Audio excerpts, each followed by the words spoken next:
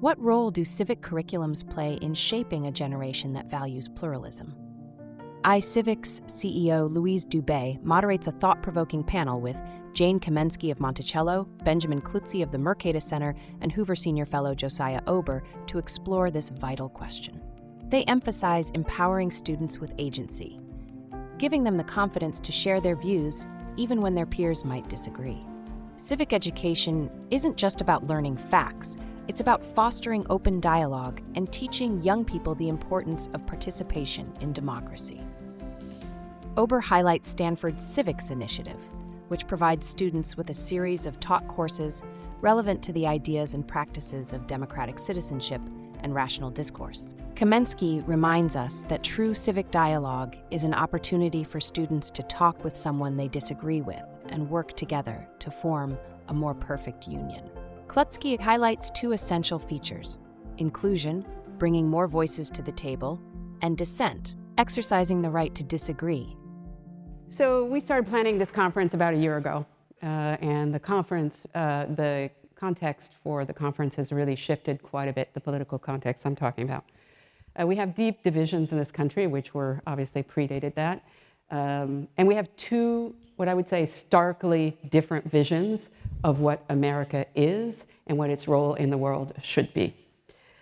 So meanwhile, we have a lot of educators, and we have a lot of educators who are watching us online right now, streaming, and they're having a hard time.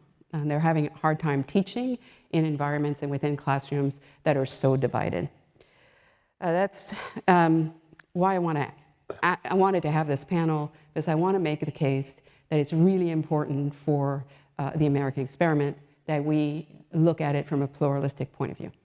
I'm going to start with Ben Klutzy, who is, before he was leading Mercatus, he was the lead at the Center Program on Pluralism and Civil Exchange. So he's the expert on pluralism. So with that, Ben, could you tell us both how you define pluralism and also why it's important to the American experiment? Thanks, Louise, for having me. Kudos to you and iCivics and Hoover and Stanford and all the amazing work that you are all doing. Pluralism, you know, the very simplified version of it is about learning how to live together and coexist amidst deep divides and differences. And, you know, there are a few words there, differences. Yes, the fact of difference is an important part of pluralism, that we are a very diverse society, a country of 330 million people.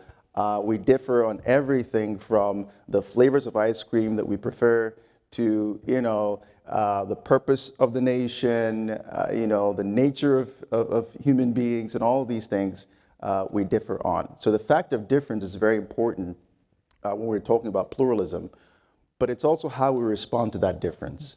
It's about how we engage with each other, how we interact with each other, and how we sort of discuss, converse, and so on and so forth. So it's about the fact of difference and how we engage. Now, pluralism has two very important features. One is inclusion. The idea is that as we become more and more morally enlightened, we begin to include more people who have originally been marginalized in our society. And so you see that America has over time reconstructed itself, you know, from all the way, you know, from the civil rights era, women's suffrage, disability rights efforts, and so on.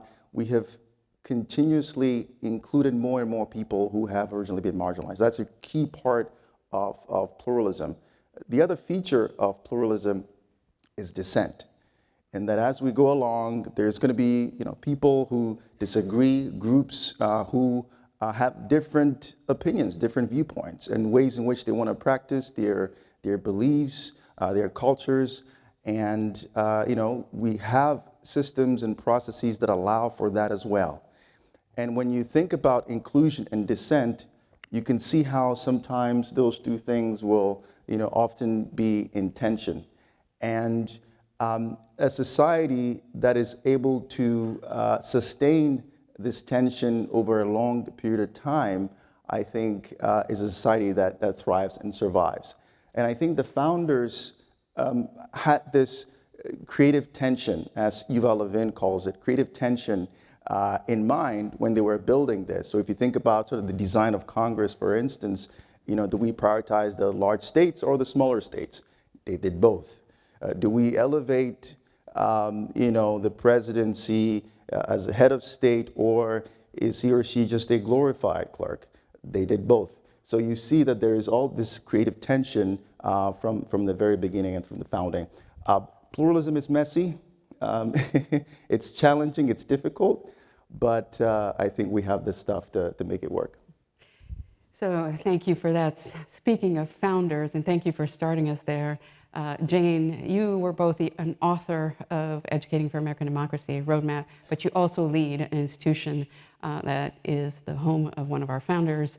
How do you interpret pluralism, and can it be done? And if you follow Ben's reasoning, will it look different in different places? Let me start by underlining a couple of things that Ben said. First, the both and, right? I think a pluralistic mentality is one that embraces that there is always a both and rather than a no but, and that's how we move forward together, right? That pluralism not only sustains but produces better answers to meet the difficult problems of today. You've both invoked the founders, and I run what I'm positioning as a civil society and civic renewal institution that is a founder's home. What I want people to take away from an engagement with Monticello is not only that Jefferson was an extraordinary and paradoxical founder, but that we are all founders every day, right? We're in a system of government where there are only drivers and no passengers, and equipping people with an appreciation of pluralism and a set of moves to embrace that feature of our constitutional democracy feels absolutely essential. So the Educating for American Democracy Roadmap was built by a group that was diverse in just about any axis that we could think of, location on the political spectrum, fields within the academy, kinds of educational jobs, ages and stages, race and ethnicity, and other features of background. And I think that had a strategic goal, which was to make the operation more resilient to political headwinds than, say, the National History Standards, RIP, of 1993 had been. But it was also because we thought a group that was diverse among many axes, a kind of spherical diversity, would reach better answers. And I think that was true in many of the tensions that we had in building the roadmap along the way. So the point of the deliberative exercises that the Constitution requires and that Ben is calling out is that somebody we disagree with might be right, as Mill said, and in a pluralist world, we have a chance not to fear disagreement, but absolutely to embrace it and to see it as our greatest opportunity for strength and growth. I think that's the heart of what makes America an exceptional nation, is that embrace of disagreement, Adams's 13 clocks, right, which wildly understates the amount of disagreement in the America of 1776, that it's baked in to the design of the country. Thank you so much. Josh, you've been a leader here at Stanford and higher ed nationally to make pluralistic civic learning a core piece of the higher ed experience. Why did you do that? What's so central to you personally? Tell us your story. And what do you think the results of that are? Yes, well, about 7 years ago, when a group of faculty started really pushing for the reintroduction of civic education at Stanford, we were just motivated by actually frustration, even anger at the fact that a great technological university, had given up completely on the duty, as we saw it, to continue the education of citizens. So that was the beginning of the Stanford Civics Initiative. We sent a memo to the then president saying, you need to do this. We thought maybe that was the end of it. As it turned out, it was not. And we've been building since then to, for example, create the course that Brandes Keynes-Rohn mentioned, Citizenship in the 21st Century. Since then, what we've been trying to do, since getting that established, we thought, okay, we achieved our first goal. We've reintroduced civic education to Stanford. But we thought it's not just a one-off. It can't be just that you take a course and that's it. It ought to be, you ought to have opportunities to do more. And once you start doing more, we realized, sort of notoriously, that there was a kind of a monoculture in the ways in which things relevant to, one might say, civics or democracy were being taught at Stanford and in many American universities. And we thought we really should push back against that. It's not that we should eliminate viewpoints from what, sort of a left perspective. We needed to have some variety. And so we began to think about ways to do that, hiring some postdoctoral fellows, and most especially creating a bridge so that Hoover Fellows could offer courses which would be very carefully vetted by the department in which they'd be offered, but offer courses to Stanford undergraduates in which they actually would be getting a different perspective. Make it very clear that anyone teaching in any of our courses had to basically sign on to a commitment to free speech, to true viewpoint diversity, so therefore pluralistic viewpoints. So none of these can be about indoctrination. And then to encouraging civil discourse among students. Can I just push back, and not push back a little bit, just question you. How far does free speech go in your classes? Give us an example. How far does free speech go in your classes? What is the tolerance for the width of the diversity of points of view? We have so far. I mean, now maybe we've been lucky, but we've had really, I think, a lot of luck with students actually coming out and being quite honest about their opinions. For example, one of the first new courses from a Hoover Fellow that we offered, which was Peter Berkowitz, Varieties of Conservatism in America. First time it was offered, and it's been now offered 3 times, appealed to about, but he guessed, about 1/3 of the students were sort of trended conservative. The others, not at all. And the conversations have been terrific. I've heard from Peter, from the students themselves.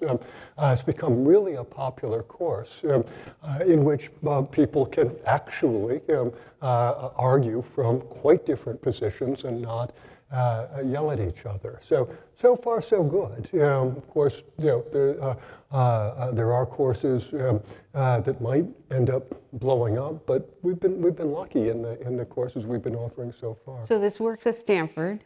Will it work everywhere? So I hope so. Stanford obviously has exceptional resources. It's not the median university in any sense, but we really thought that what we did here ought to be scalable. And so recently we launched, once again, Brandes mentioned this, the Alliance for Civics in the Academy, which is explicitly meant to be a national network. We started out, created an initial membership of about 150 individuals, all of whom are instructors, or almost all of whom are instructors, working, as it were, at the coal face of civic instruction. The idea was that we ought to have people who are actually doing civic instruction talking with one another. And those conversations ought to be across all possible lines between public and private, big schools, small schools, colleges, universities, and especially, red state, blue state approaches. So far, the convenings we've had have been just sort of extraordinarily inspiring. It turns out that people actually who are teaching civics really do seem to internalize some of the values of civic education and actually are willing to talk with one another, learn from one another. So we're hoping to expand our alliance. Anyone interested in membership, please check out our website.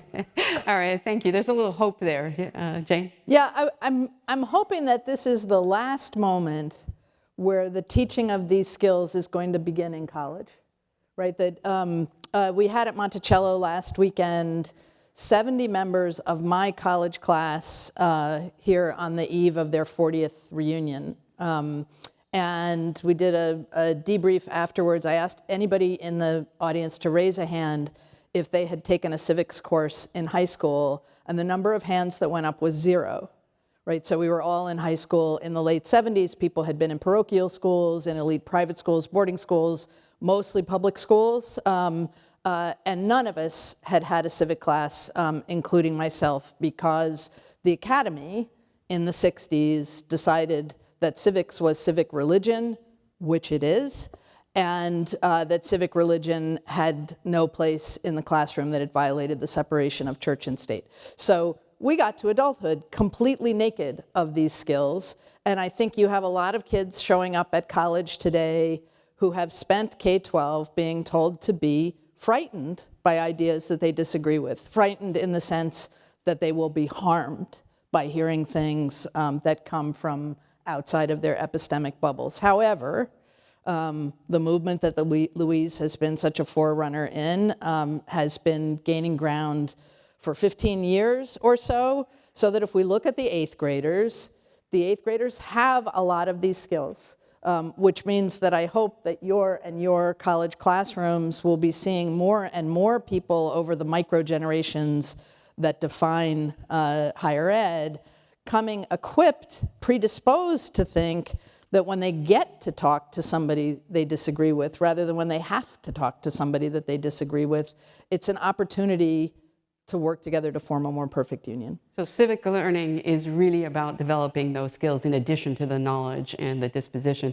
So how do you do that, Jane? I know you're doing it with educators at Monticello. Tell us a little bit about what the process is of getting, of fostering that kind of culture. So one of the core commitments of Educating for American Democracy that I think distinguished us from prior attempts to bring together a social studies curricular guidance nationwide was a commitment to content as well as skills and disposition. History is a content discipline, and civics or political theory tend to be skills and framing dispositions. And Educating for American Democracy, as Monticello, insists that you need all three. So you're delivering trusted content and thinking with a pluralistic ecosystem about what that absolutely essential content is, not, shall I say, thinking in the California state standards way, which is let's just add yours,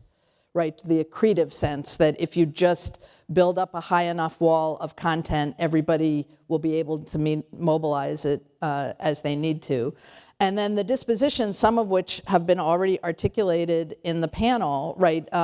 Both celebrating and critiquing compromise, an EAD design challenge, digging into reflective patriotism, the things that are unique and special and the things that are troubling and call for reckoning in the history of our country. I think you teach that disposition by not shying away from those tension points that will never be resolved, right? Like that is their whole point, is that we're never going to get to the perfect, we're never going to get, it's a more perfect union, not a perfect union. The idea of the perfect is what made the French Revolution, the Chinese Revolution come a cropper. So embracing process and imperfection. And then I think in terms of dispositions, and I'd love to hear how others are thinking about this, we're modeling it, right? So in Jefferson's home, we talk about the soaring things and the hard things, and try to move groups who come to that experience sharing nothing except a curiosity about Jefferson. And people sharing a curiosity about Jefferson are much less unified, say, than people sharing a curiosity about Lincoln, about whom we have broad appreciation and agreement. So they come to us sharing nothing. We try to lead them in kinds of conversations that show them the disposition of curiosity towards each other, charity towards each other, respecting the virtues of each other is possible and necessary. So we've heard a little bit of hope at higher ed, a little bit of hope in civic institutions. We've talked about K-12. Ben, how would we know that this approach, which is admittedly hard, both of you have talked about that, is taken hold and is possible at this time? I think it's tough. We have to keep practicing. I think oftentimes there's been a very, triumphalist view of, America, and on the one hand, and on the other hand, there's been a very sort of pessimistic view about America. And I think that we have to figure out a way to sort of integrate both in the way that we engage on civic education. And so, we established something within the program Pluralism Civil Exchange called the Pluralist Lab.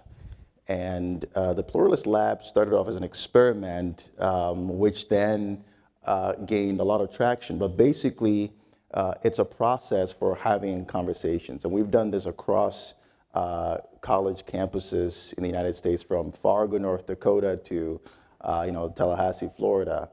And we basically bring a group of students together. We do something called the triadic elimination, which is reflective listening. And we start off with a question, very, very simple and basic, like, which one of these has the most impact on human flourishing? Is it cats, dogs, both, or neither, right? That's not a both and answer. It's dogs. Yeah. There's only dogs in that one. Right. Sorry. Yeah, so Jane will probably have the orange petal say, hey, dogs are the best. And, let's say Josh will have the purple petal saying cats are the best. And then, I might have the one in between, right? Rose saying, I love them both. And then we ask, so Jane, why do you think that Josh is a cat person, right? He said, well, seems like an introvert, seems like, he may prefer the low maintenance approach to things and so on and so forth. Josh, don't take it personally, it's fine. And, the facilitator or the teacher might ask, so, Josh, what did Jane get right? I said, well, 60%. What else would you add to that, right? And so on and so forth. And then Josh will do the same. Why do you think that, Jane is a dog person? Well, she likes the outdoors. She likes the walks. All of those things. We asked Jane, what did Josh get right, right? And that then sparks an interesting set of conversations about, our preferences, what we see, and we apply this to sort of the wrong direction of the country, the right direction of the country, abortion, Second Amendment. All these hot button, tough issues. And when students come into these conversations with high levels of trepidation, and by the time we're done, they don't want to leave. They still want to have conversations with people that they have very, very, very different sort of experiences from, and they disagree with, and so on. And it's amazing. There's a part of the session that is about what are the two things you've learned and what is the one thing you do not know. And they spend time just writing down their experiences, and we talk about them afterwards. So I think pluralism is about practice. Mm-hmm. And we have to do this consistently over and over and over again so that we can internalize it and live it. Thank you so much for that example, because it's very concrete and people can grab to it. But if I were in the audience today, I might say to myself, boy, this all sounds great. It sounds freaking hard. So, is it? And how would we do this at scale so as to restore some form of unity for our country? It is hard. Democracy is hard. I think that is one of the really key things that we try to get over to students in the courses we teach here at Stanford, is that cooperation at scale with people with whom you have deep differences, that is never easy. And therefore, exactly as we're saying, you're never going to get to perfection. The state of perfect justice or perfect equity, whatever you're imagining is not going to be achieved. That all along, you're going to have to be making bargains with one another. Your fellow citizens or your representatives are making bargains that are imperfect, that you're not going to be completely happy with. But being a serious citizen is to recognize that that just is the price of democracy. The alternative is autocracy of some sort or another that often promises perfection, right? Promises to eliminate all of that messy stuff, all of those compromises and so on. And that's the attraction of the autocrat, right? Follow me, and all of that kind of noise and conflict and so on, it'll just all go away.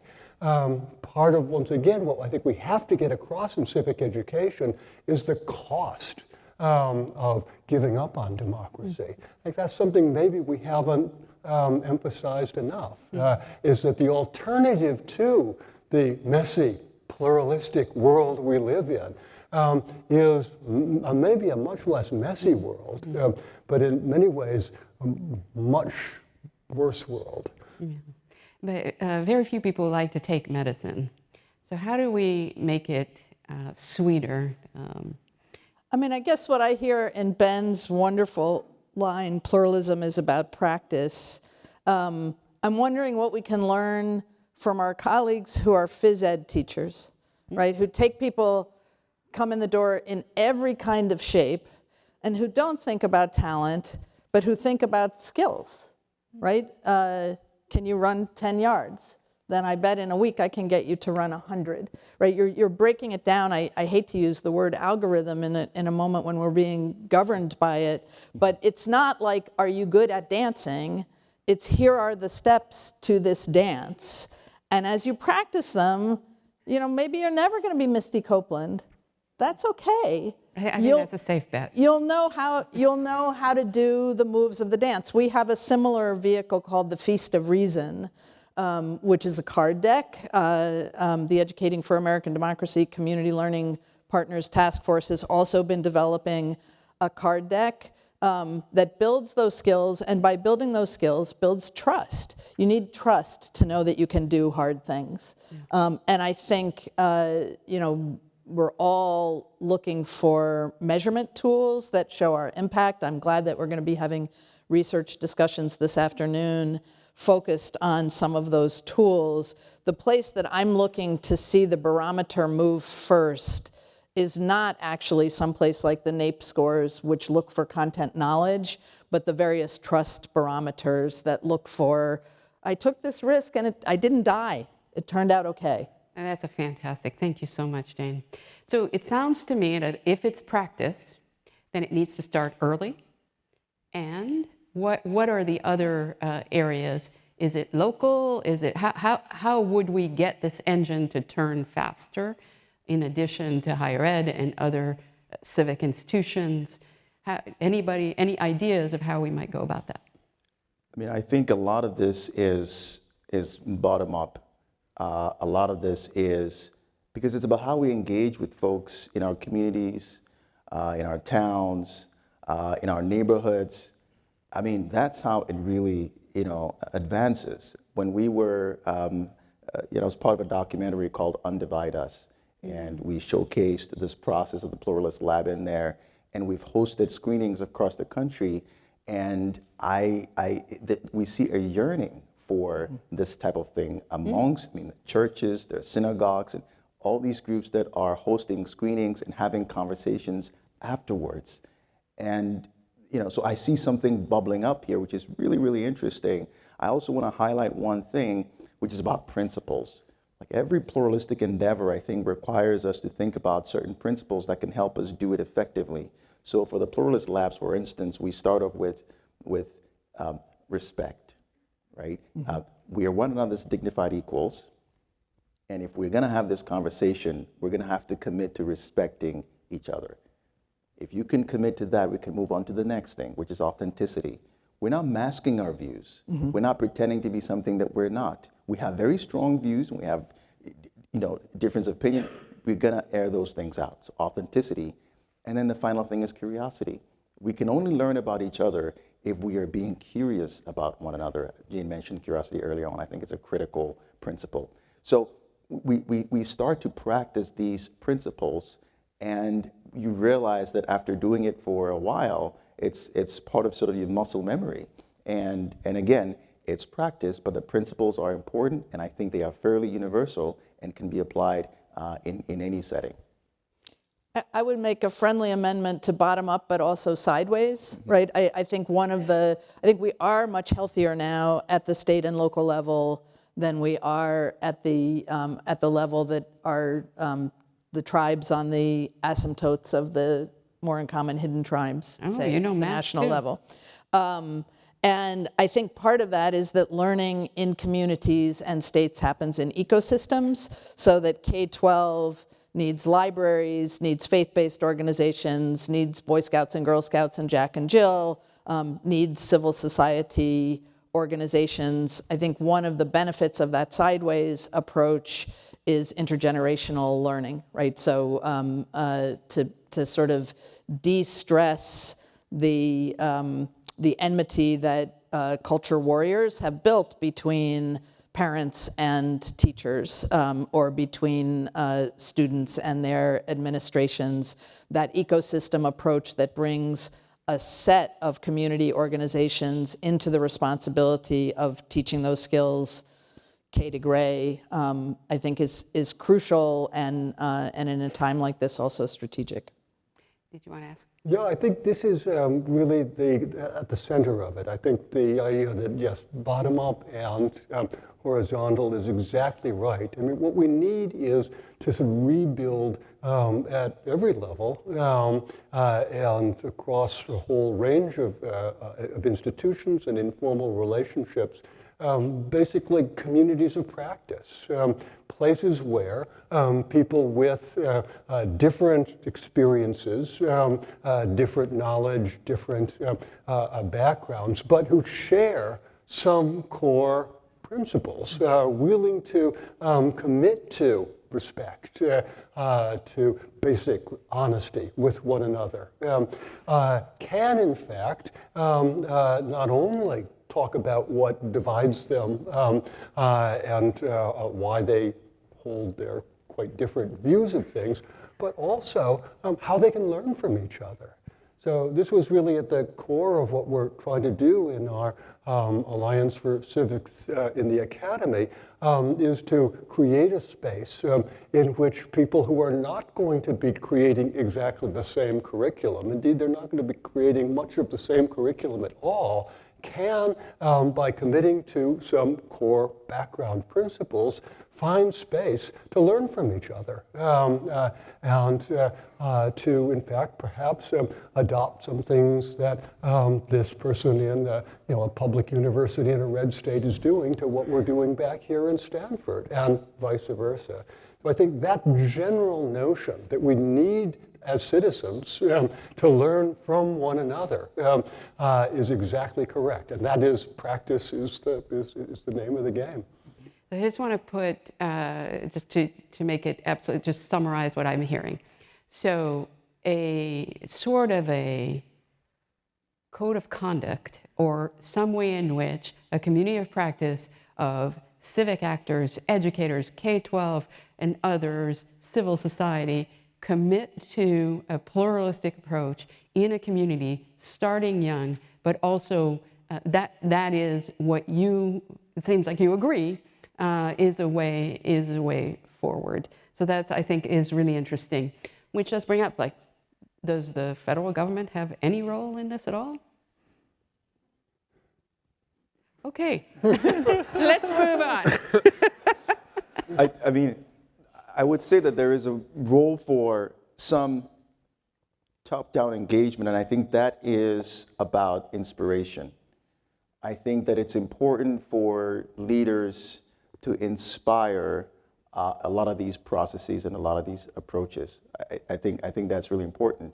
But in terms of, effectiveness and engaging on the practice, I think we are citizens for a reason, and I think that there is the responsibility, the onus, the obligation on all of us across different spheres in society to be a part of this as well. Yeah. I was going to say, so I'm a Democrat and belong to a party that I think has put much too much faith in the federal government for 2, maybe 3 generations, and now is wondering what that faith in executive power has wrought. When I think about the role of the federal government that's resilient to what my party wants and what somebody else's party want, I think there is a capacity building that can only be done with something like the concentration of resources and expertise that comes from the federal level. And I think we're at a moment now where if that capacitation, if that resource infusion is not going to come from the feds, then we need to figure out together what the kinds of state, local, public-private partnerships are that allow us to scale, right? The federal government has been the scale answer for a long time. I think we're now in a point where we have very good and principled and historical reasons to question whether that was a good answer. I think the reason I asked about the federal government and the role of that, and thank you for that, is that if that's the case, right, if every state, every locality takes these principles and does it, it's not going to look the same in Texas as it does anywhere else. And for you guys, that's okay? It is. It has to be. Has to. I mean, that is the nature of the United States of America from the beginning. That's why the United States looks very different from most European countries that have much stronger centralized government. From the beginning, the United States was structured as a federal system. And when we say federal system, oh yeah, that's the federal government at the top doing it. No, a federal system basically means that a lot of the activity is meant to happen at different levels of local jurisdiction. So I think we've got to have to lean into the fact that we do have a history, a tradition, even a constitution that assumes that there is going to be a lot of local difference, state by state, jurisdiction by jurisdiction. And what we need to do, I think, is to try to ensure that that doesn't turn into simply culture war. It doesn't turn into the idea that we are against one another. Once again, it comes down to an agreement on some basic principles. And then after that, a lot of disagreement in different forms of rolling out what an actual education for citizens would mean based on whatever the local jurisdiction is advocating. Right. Well, we're coming to the end of our time, and I just want to give each of you a few minutes to talk about just coming back to where we started. This is a tough time for educators in this country at any level, even civil society educators. What advice would you give them to give them hope or to steer how they're doing their work to make them feel like they can do this? Anybody want to start? Well, we can start off with the very fact, Louise, that you alerted us to, is that in the background, behind all of the noise and polarization, there is actually a strong agreement among Americans in the importance of civic education. So in a sense, we don't have to convince the American people that this is a good thing. What we need to do is enable or encourage and work towards creating ways in which we deliver something that is understandably a fine, good, adequate civic education in recognition of the diverse forms that will actually come. Thank you. Ben? Yeah, I mean, it's challenging in the context of polarization. I think that, over 90% of Americans do agree on, some of the core ideas like freedom of speech, freedom of religion, equal protection. I think we ought to lean into those areas where we agree. And where we disagree, I think we ought to surface them and talk about them. I think that there is no sugarcoating this, that it's hard, and those of you in the front lines, kudos to you and all the sort of the hard work that you're doing. But I just want to encourage you to, keep on and fighting the good fight. I believe, in the words of Shakespeare, this too shall pass. That this moment will pass, and progress doesn't happen in a straight line. There are periods where we see some volatility, and I think we're going through that period right now. But I would simply encourage you to hang in there, and thank you for all your hard work. Jane. So the United States turns 250 years old next July, as defined by the passage of the Declaration of the Independence. Monticello is selling a T-shirt that says, "Our guy wrote it." And booyah. And Merchandise at the end. I think that the moment of a signal anniversary, right, a quarter millennium, the oldest sustained experiment in self-government in the history of the world, is a moment to renew and re-examine what patriotism means in a constitutional democracy. Patriotism means belonging to the nation. What does it mean to belong to the nation in its magnificent federal devolution and distribution?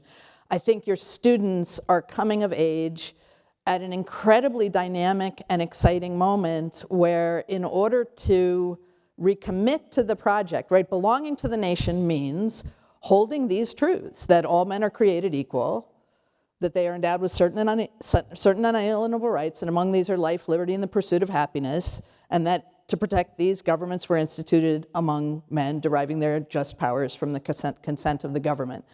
It is a moment to renew that covenant, and I hope one that calls for a deep, honest, and revivifying celebration. Fantastic. Please help me thank our, thank you. Thank you.